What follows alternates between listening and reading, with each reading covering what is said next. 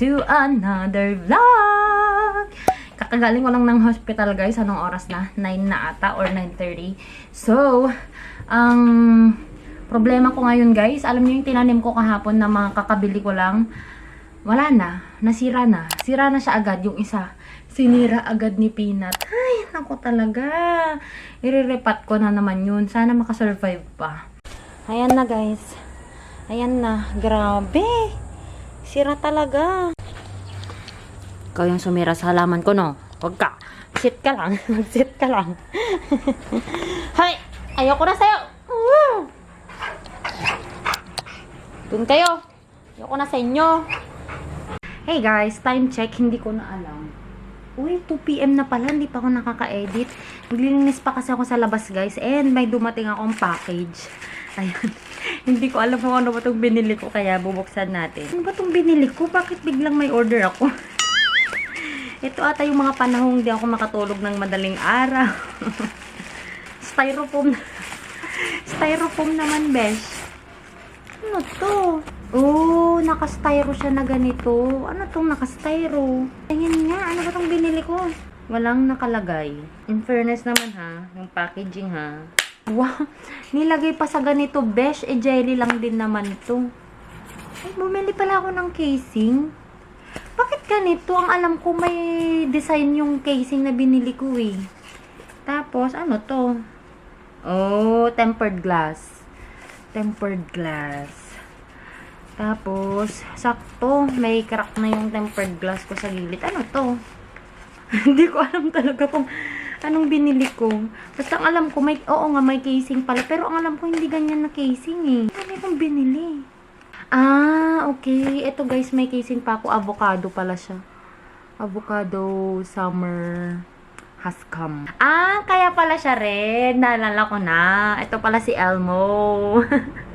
Ang tananing, when you come home, ang dami kong ibibigay sa'yo na casing. Halika na lang dito. Mas murang casing dito sa Pilipinas. Bumili ako ng casing ko kasi gusto ko yung may ganon. Yung ito, may pop socket. So, try natin. Yung kulay green. Mura lang ang alam ko na bili ko nito. Wait lang, i-check ko ha. Ang alam ko may 9 pesos pa to eh. 9 pesos. Ah, so yung tempered glass is just 65 pesos. Tingnan mo, 150 kapag sa ano, 168. 150. Ah, hindi. 9 pesos lang. Ito yung naging flash sale. 9 pesos lang siya. Buy 2, save 3 pesos. Ito yung 9 pesos, yung tempered glass. Tapos yung casing, 65 pesos yung dalawang casing. Talaga? Wow, amazing. Ito yung casing ko guys. Tapos yung isa naman is this one. Ayan. Si Elmo. Parang gusto ko nang gamitin tong kay Elmo. Ayan, yung nagaganyan siya oh. Gusto ko nang gamitin tong kay Elmo kasi meron siyang pag ganito. Ito kasi wala. Eh, may tinatapos pa akong K-drama. Ayan, gamitin ko na tong red. Tingnan nga natin kung babagay siya. Blue kasi tong ano eh, tong Nova 3i. Ayan, pero ang ganda ng kulay niya, no? Napaka, parang elegant, napaka sleek, ganun. Ayan. Ayan, so ito na siya, guys. Ala, at the running, it's so cute. Naalala ko si mama ko, mahilig siya sa Sesame Street, eh. Ayan, pasensya naman po sa aking kuko. May mga kalupaan na yata, pati yung kamay ko. Ayan siya. Ay, tas madikit siya kasi 3M yung pandikit. Basta 3M, matibay yan. Ayan. So, I like it. Magda-Netflix na po ulit ako. Ay, gusto ko to. Kaya ba niya? Oh, kaya rin niyang mag-stand mag-isa siya. Alright. Hey everyone! So, time check. Malapit na pong mag 8 PM and kakatapos ko lang gawin lahat ng kailangan kong gawin. So, ang dami kong ginawa ngayong maghapon.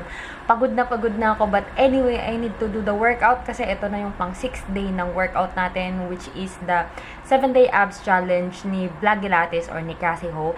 And at the end of this challenge, guys, I will be doing a giveaway. Ayan. So, abangan nyo. Maybe tomorrow, I will announce kung ano yung giveaway and the mechanics of the giveaway. So, abangan nyo yun, guys. Especially those who want to do the workout as well. Makakatulong to sa inyo yung ipapag-giveaway ko. So, without any further ado, ang arte. Para na akong si Antanani. without any further ado, mag-workout na tayo.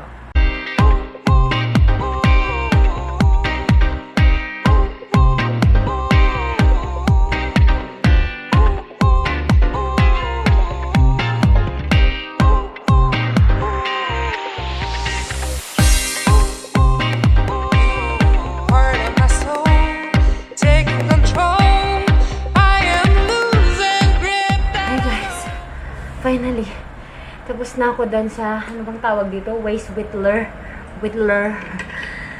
Grabe, nakapagod guys. Yun ang kakapagparelax lang sa akin pag uminom na ako ng malamig na tubig. Grabe talaga. And ito guys, bigay ito ni mama ko eh, itong lagayan ng ganito. Yung isa is Hydro Flask. Ito din, cold -1, yung pangalan niya. Pero, parehas din silang vacuum insulated, tapos leak proof din, tapos pang 24 hours na malamig siya. Up to 24 hours. Grabe talaga. Ang hirap. Mas mahirap na naman yung susunod. Kaya mag-aano muna ako. Magpapahinga ako. Yung pagpapahinga ko, magpapakain muna ako ng dogs. Kasi for sure, gutom na yung mga aso ko.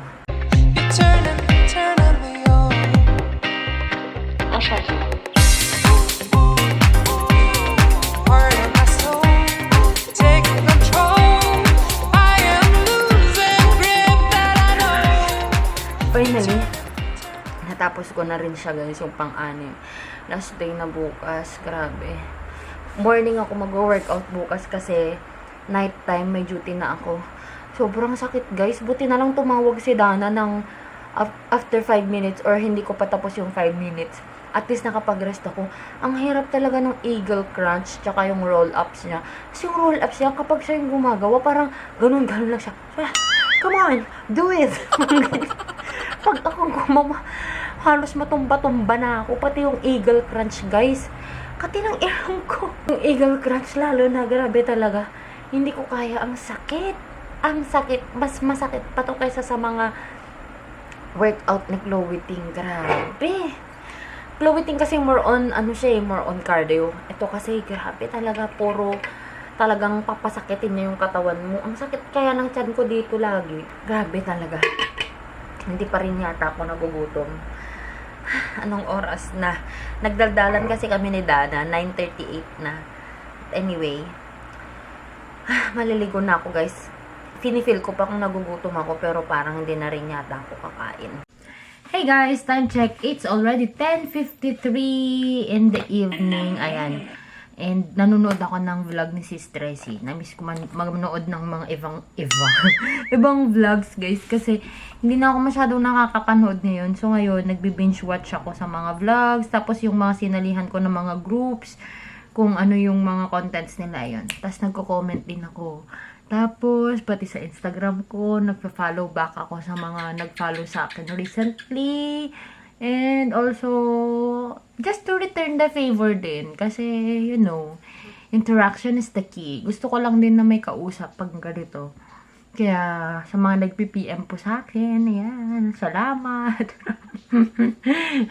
Kasi yung iba guys, hindi lang reaction talaga yung ginagawa nila sa mga IG stories ko. May pa-PM pa talaga sila na iba. Pagod na pagod ako.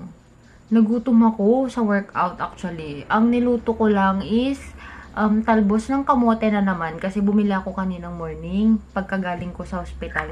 May nadaanan ako. Tapos yung half niya kinain ko na kaninang morning. Tapos nagluto ulit ako ng half. Tapos parang gusto ko kasi ng something na maalat. Nag-crave ako dun. Yung something na savory, ganun. Eh hindi naman ako na magra-rice. Kaya yung talbos ng kamote, yun yung pinaka-rice ko na. Kasi parang, ewan ko, kapag yung talbos ng kamote, parang ang perfect niya sa mga something na maalat, something na savory. So, ang parang inulam ko is yung, kasi nga hindi ako naglabas ng ng chicken dapat ulam ko ngayon, hindi ako nakapag-thaw. Inulam ko is Spanish style sardines, tas nilagyan ko ng eggs. Ayan, wala na akong ginamit na ibang oil. Kung ano yung oil nung Spanish style, yun na yung oil niya. Wala na akong ibang nilagay na mga sibuyas o bawang. Yun na yun lahat. Tapos, binoil ko lang yung kamote tops. Ayun. Sobrang sarap, guys. Parang naging staple ko na yung kamote tops. Basta talaga mamamalengke ako may kamote tops. Tapos pag may nadadaanan ako may kamote tops, gusto ko ng kamote tops. Kasi yung texture niya, ng crispy siya, parang, ewan ko ba, nasa-satisfy ako, nabubusog ako dun. Tapos, parang feeling ko kumakain lang din ako ng kanin. Ganun ka-heavy yung kamote tops sa akin, guys. So, yun lamang guys for this vlog. And abangan nyo pala bukas guys. I-announce ko tomorrow yung mechanics ng giveaway at saka kung ano yung i-giveaway. And para mas madaling pa-shipping, mga ganyan. So, gawin ko yun bukas guys. And tomorrow, ipapakita ko na rin kung anong nangyari sa katawan ko. Pero, sa totoo lang guys, ang hirap talaga. Ang hirap talaga kapag sa tiyan. Akala ko ako lang yung nag-struggle sa tiyan ko talaga. Pero, in fairness naman, malaki naman yung pagbabago mula nung nag-start ako ng Chloe Ting hanggang ngayon sa Vloggy Lattes. Pero yung ngayon talaga guys, sobrang naninigas talaga yung katawan ko. Yung tiyan ko, tsaka likod ko kapag yung roll up, tsaka eagle crunch lalo na. So, tomorrow will be another after 7 days na photo. Ayan, kasi alam ko, gusto nyo yung mga ganyan, yung mga kunyari may result. Gusto nyo yan eh. Pero wag kayong harsh guys. Kasi sabi ko nga, hindi yan nakukuha lang ng 1 week lang. Kailangan talaga tuloy-tuloy sa workout. So, ayun. Thank you so much guys for watching. And sali kayo sa giveaway. Start na siya tomorrow. And if you haven't followed me yet on my Instagram and on my Facebook, if the name is Jeff Mia. And if you haven't subscribed to this channel yet, please do subscribe and hit the notification bell button beside the subscribe button para lagi kayong ma-update every time that I upload a video here on this channel. Thank you so much guys, and I'll talk to you guys on my next one. Bye! But today is the last day of the Vloggy Lattes 7-day challenge, abs challenge, para 7-day abs challenge. And mamaya-maya guys, magte-take na ako ng photo ko. Hindi ko mahanap yung tape measure ko. Mas maganda sana kapag mini-measure kasi para mas talagang kitang-kita yung pagliit. Ayan guys, so magluluto na ako ng sisig. I have here 2 medium size na onion and then 4 na peraso ng sili. Ito yung sili na to, galing to sa tanim ko dito sa bahay. Tapos may mga kalamansi rin tayo dito guys, and then mayonnaise and egg na lang later.